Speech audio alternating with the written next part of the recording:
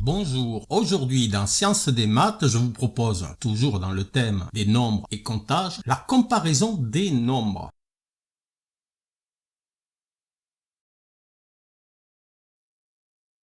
La comparaison des nombres constitue un concept mathématique fondamental dont les racines plongent dans l'Antiquité et dont l'évolution s'est inscrite profondément dans le développement des mathématiques. Les précurseurs, tels qu'Euclide, ont jeté les bases en utilisant des notations pour représenter les relations d'ordre. Au fil des siècles, cette pratique s'est enrichie pour devenir le langage mathématique contemporain reflétant l'évolution intellectuelle et historique des mathématiques en tant que discipline. Depuis les premiers pas des mathématiques, les penseurs grecs ont employé des notations pour exprimer les relations d'ordre entre les nombres, évoluant au fil des siècles pour constituer le système de comparaison actuel. L'utilisation des symboles tels que inférieur à, supérieur à, égal à, inférieur ou égal à, supérieur ou égal à, etc. permet d'établir des relations entre les valeurs numériques indispensables à la résolution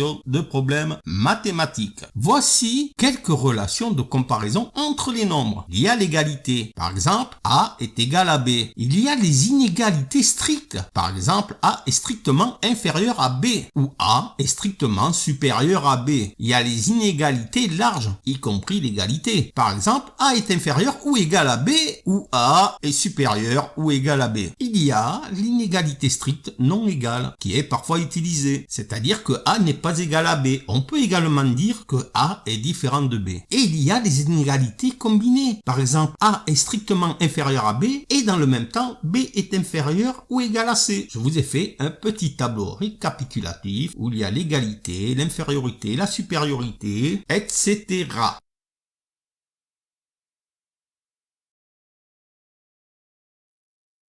Néanmoins, il existe quelques symboles moins courants qui peuvent être utilisés dans des contextes spécifiques. Voici quelques exemples supplémentaires. L'équivalence signifie par exemple que A est équivalent à B. Ce symbole est souvent utilisé en théorie des nombres et en logique. Il y a aussi l'appartenance qui signifie que A appartient à l'ensemble A. Ce symbole est souvent utilisé en théorie des ensembles. Il y a la non-appartenance qui signifie que A n'appartient pas à l'ensemble A. L'approximation signifie ici que A est approximativement égal à B. Ce symbole est souvent utilisé en mathématiques appliquées ou en sciences. Il y a aussi la proportionnalité. Par exemple, que A est proportionnel à B. Ce symbole est souvent utilisé en physique et en mathématiques appliquées. Il y a aussi ce que l'on appelle le big O, souvent utilisé en informatique. La fonction à l'écran se prononce f de n et de l'ordre de g de n. Cela signifie que la fonction f croît asymptotiquement au même rythme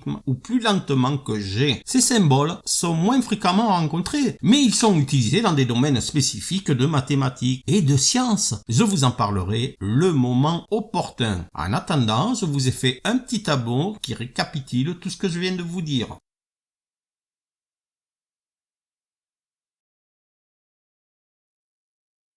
Et voici le petit exercice. Pour illustrer la comparaison des nombres, considérons les nombres suivants. A est égal à 1, B est égal à 2, C est égal à 2, D est égal à 3. Comparez ces nombres en utilisant les symboles de comparaison appropriés.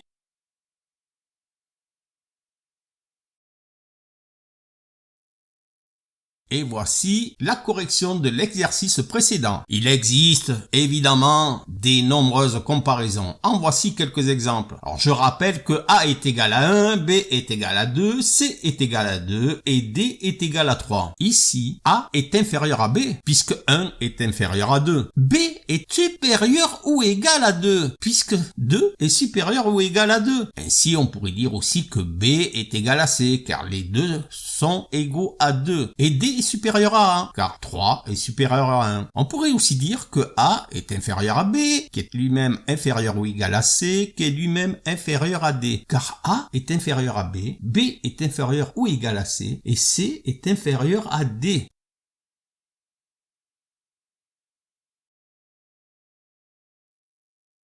En conclusion, l'ordre croissant et décroissant est une extension naturelle de la comparaison des nombres. Dans l'ordre croissant, les nombres sont classés de la plus petite à la plus grande valeur, tandis que dans l'ordre décroissant, ils sont classés de la plus grande à la plus petite valeur. Appliquons cela à l'exemple précédent. Les nombres A, B, C, D classés dans l'ordre croissant sont 1, 2, 2, 3, tandis que dans l'ordre décroissant, ils sont 3, 2, 2, 1. La capacité à comparer des nombres revêt une importance cruciale dans de nombreux aspects des mathématiques. C'est une compétence fondamentale utilisée dans la résolution d'équations, la manipulation de données et la prise de décision. La compréhension des symboles de comparaison et des concepts d'ordre croissant et décroissant est essentielle pour le développement des compétences mathématiques. Cette compétence n'est pas seulement utile dans le contexte académique, mais elle trouve également des applications pratiques dans la vie quotidienne, de la gestion du budget personnel à la comparaison des prix en magasin. En comprenant comment évaluer et ordonner les nombres, on acquiert une compétence mathématique essentielle qui facilite la résolution de problèmes concrets.